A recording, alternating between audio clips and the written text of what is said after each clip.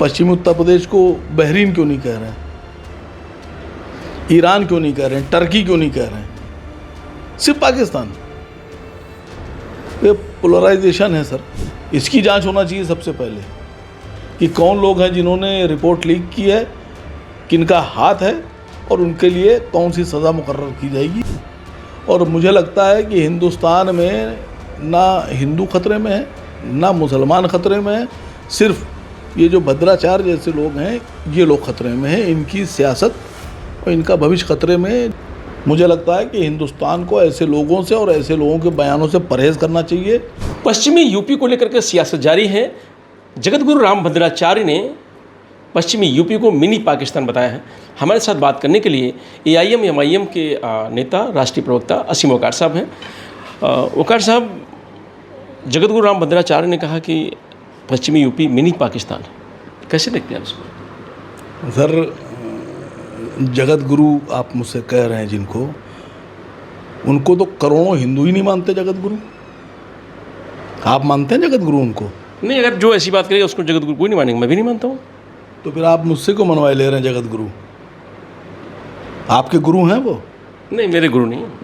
तो जब आपके गुरु नहीं मेरे है गुरु तो प्रेमानंद महाराज जी हो सकते हैं, आप मत्स्यानंद हो सकते हैं। आपके अच्छी बात है, आपके गुरु नहीं हैं और आप दूसरों से कह रहे हैं जगत गुरु, और ख़ुद के आपके गुरु नहीं है वो, तो कहा कि जगत गुरु कौन से गुरु? दूसरी बात, उनका बयान मैंने सुना। अब सर, अब हम लोग क्या इतने निचले स्तर पर आ गए हैं कि अब हम लोग इस तरह के बयानों के जवाब देंगे कि मिनी पाकिस्तान 15% और 8% और 20% और 50%? सर, पश्चिमी उत्तर प्रदेश में वो बता रहे हैं कि हिंदू सुरक्षित नहीं है, तो दुबई में सुरक्षित है? दुबई में तो हिंदू हैं। क्या सऊदी अरब में सुरक्षित है? ईरान और इराक़ में सुरक्षित है, दोहा और कतर में सुरक्षित है, कुवैत में सुरक्षित है, लेकिन पश्चिमी उत्तर प्रदेश में सुरक्षित नहीं है। और दूसरी बात, जगत गुरु ये बताते हैं आपके जगत गुरु, वो ये कह रहे हैं कि मिनी पाकिस्तान।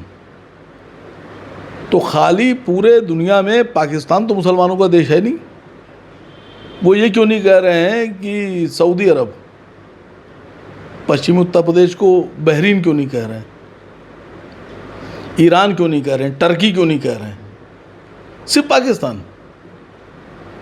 ये पोलराइजेशन है सर, और मुझे लगता है कि हिंदुस्तान में ना हिंदू खतरे में है ना मुसलमान खतरे में है, सिर्फ ये जो भद्राचार्य जैसे लोग हैं ये लोग खतरे में हैं, इनकी सियासत और इनका भविष्य खतरे में। जब इनको लगता है कि हमें कुछ नहीं मिल रहा है तो ये बयान जारी कर देते हैं, और ऐसे बयानों को जारी करने के बाद ये खुश होते हैं कि देखो कैसा मैंने लोगों को बहका दिया, भड़का दिया। कौन खतरे में है? आप खतरे में? नहीं, हम तो खतरे में नहीं हैं। मैं भी खतरे में नहीं। तो फिर कौन खतरे में? जो बयान जारी करते हैं वही खतरे में। नहीं, उनकी सियासत खतरे में, उनका भविष्य खतरे में, उनकी दौलत खतरे में। मुझे लगता है कि हिंदुस्तान को ऐसे लोगों से और ऐसे लोगों के बयानों से परहेज़ करना चाहिए। हिंदुस्तान की तरक्की सर्वोपरि है। हिंदुस्तान की जो नौजवान आने वाली नस्लें हैं, इनके भविष्य खतरे में ना पड़ें, इसलिए ऐसे लोग के बयानों को नज़रअंदाज कर देना चाहिए, इनके बयानों पर ध्यान नहीं देना चाहिए। जैसे संभल को एक सवाल, और संभल को लेकर कहा गया कि संभल की रिपोर्ट आई, मुख्यमंत्री को सौंप दी गई। रिपोर्ट कहा जाता है कि बाद में पेश होगी ना, उससे पहले लीक हो गई, और कहा जा रहा है कि वहाँ हिंदू पलायन कर गया, 15% हिंदू बचा है।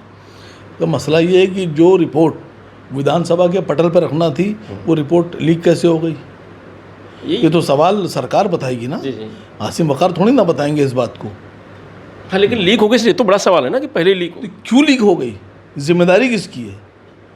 इसकी जांच होना चाहिए सबसे पहले कि कौन लोग हैं जिन्होंने रिपोर्ट लीक की है, किनका हाथ है और उनके लिए कौन सी सज़ा मुकर्रर की जाएगी। सरकार का सरकारी एक गोपनीय दस्तावेज लीक हो रहा है।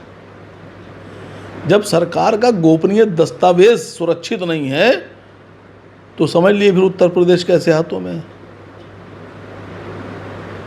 फिर कुछ भी सुरक्षित नहीं है। तो लेकिन हिंदू मुस्लिम सब सुरक्षित हैं। कहाँ खतरे में है? अभी आपने कहा आप खतरे में नहीं है, हाँ बिल्कुल नहीं होंगे मैं भी खतरे में नहीं है। कैमरामैन भाई आप खतरे में हैं? कस के बोलिए, नहीं खतरे में। देखिए गर्दन हिला रहे हैं। कोई खतरे में नहीं सर।